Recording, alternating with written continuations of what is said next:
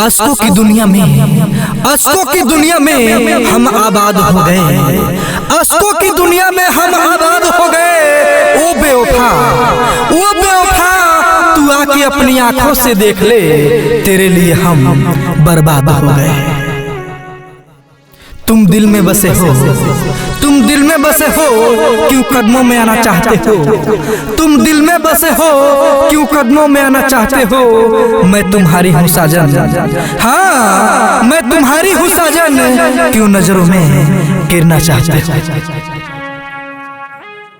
पापा कर तुमको खो दिया, यादों की दौलत पाई है। पापा कर तुमको खो दिया, यादों की दौलत पाई है। चंद कागज हाथ में लगे, बस साथ में तन्हाई। जिधर देखो उधर वार का तिलाना है, जिधर देखो उधर वार का तिलाना है।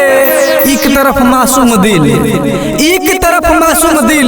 दूसरी तरफ ये सारा जमाना है।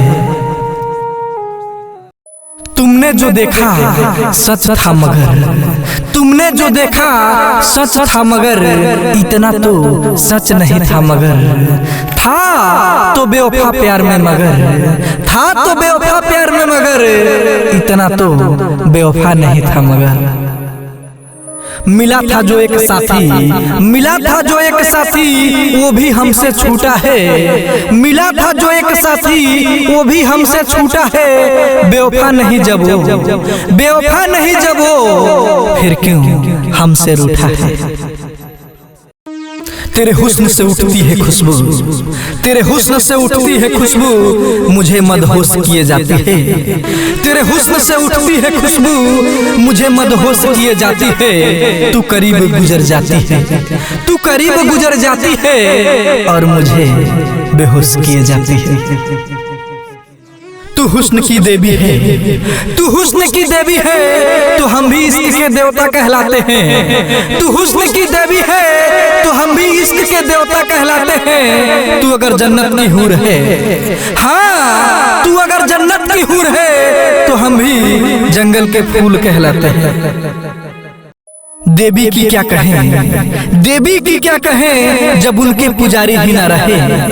देवी की क्या कहें जब उनके पुजारी ही न रहे। वो चमन किस काम का, हाँ वो चमन किस काम का, जिसमें फूल और क्यारी ही न रहे।